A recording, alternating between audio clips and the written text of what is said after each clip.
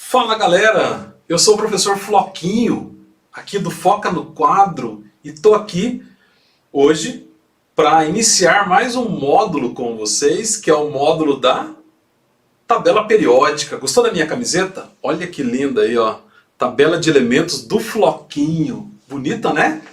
Legal, hein? Eu gostei.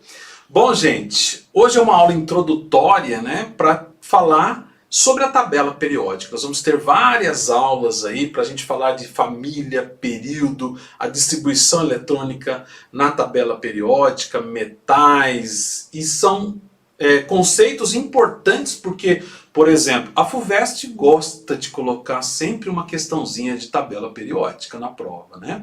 Algumas provas te dão a tabela periódica, então você sabendo usar a tabela periódica, você vai tirar informações importantes que podem te ajudar em ligações químicas, em radioatividade, em vários conteúdos da química.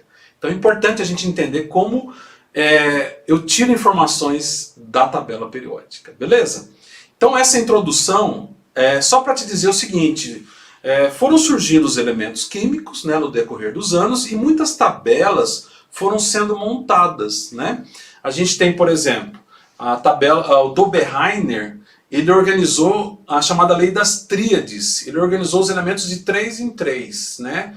E com relação a peso, o elemento central era o elemento que tinha uma massa média entre o primeiro e o segundo, né? O do meio tinha a massa média. E ele foi organizando. No início alguns deram certo, mas depois não deu certo mais. Depois veio o Chancotor. Chancotor ele criou um parafuso, é um cilindro, traçou uma linha, chamado parafuso telúrico, né? Ele traçou uma linha e distribuiu os elementos químicos em quadrantes. Aqueles que se encontravam dentro do mesmo quadrante tinham características semelhantes.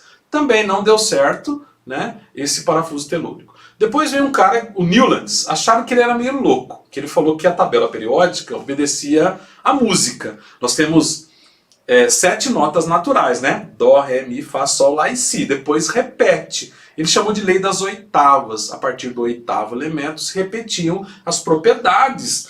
Tem parte da tabela que tem muito a ver com isso, mas não segue essa de 8 em 8, né? Então também não deu certo.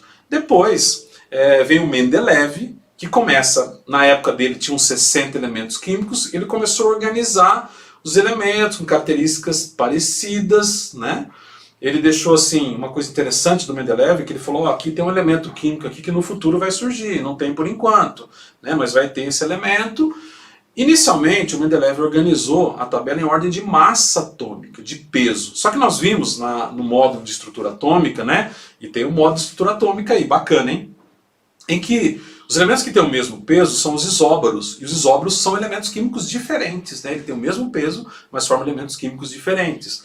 Então, não deu muito certo. E quando Moseley, né, um estudando, verificou que um elemento químico ele é identificado pelo número de prótons, ou seja, pelo número atômico, né? Então a característica de ser mesmo elemento químico é ter o mesmo número de prótons. Aí a tabela periódica ela vai ser organizada em ordem de número atômico, que é a tabela que nós temos hoje, né? A tabela moderna, que tem 118 elementos químicos. Tá certo, gente? E aí, hoje existem vários na internet, né, criatividade aí com relação à tabela periódica. Eu gosto de algumas tabelas aí, né, que são colocadas, mas são várias. Mas a gente vai então numa próxima aulinha começar a abrir essa tabela periódica, estudar as características da tabela, considerada a tabela moderna, com 118 elementos, que é a tabela de Mendeleev que está nos vestibulares, tá bom? Então foca com a gente aqui, aqui é diferente, e nós vamos aí para a próxima aula, entrando especificamente na tabela periódica. Valeu, gente? Gostou da camiseta?